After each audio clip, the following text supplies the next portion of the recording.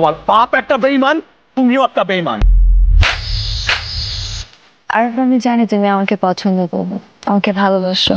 এই জন্য গত 1 বছর আগে আমি তোমাকে বলেছিলাম আমাদের ফ্রেন্ডশিপের থেকে আর বেশি কিছু সম্ভব না। আমার ফ্যামিলি অনেক কনজারভেটিভ, এখনকার ফ্যামিলির মতো এতটা ফ্রেন্ডলি না আমার ফ্যামিলি, কিন্তু তারপরে আমি আমার ফ্যামিলিকে অনেক ভালোবাসি। প্রতিটা ভালোবাসার মধ্যে অনেক কমিটমেন্ট থাকে, অনেক ট্রাস্ট ইস্যু থাকে, অনেক বাউন্ডারিজ থাকে। আমি যেমন আমার ফ্যামিলিকে ভালোবাসি, ঠিক তেমন আমি তোমাকেও ভালোবাসি। আর আমি তোমার সাথে সারা জীবন থাকতে চাই, সংসার করতে চাই, বিয়ে করতে চাই, তোমাকে মৃত্যুর রাত পর্যন্ত একসাথে থাকতে চাই। আমি তোমাকে এমন একটা জায়গায় দেখতে চাই যেখানে আমি তোমাকে আমার বাবার সামনে নিয়ে গিয়ে বলতে পারি, বাবা আমি ওকে ভালোবাসি, তোমাকে আমি বিয়ে করতে চাই। শুনেছি তোমার বাবা মাও বাড়ি ঘর ছিল না, এটি কখনো খালার বাড়ি কখনো মামার বাড়ি থেকে মানুষ আছে। ঈদে কোন বাড়িতে যাবে সে বাড়ি ঘর ঠিক এটা রুটলেস ছেলের সঙ্গে তো আমি আমার মেয়ে বিয়ে দিতে পারি না।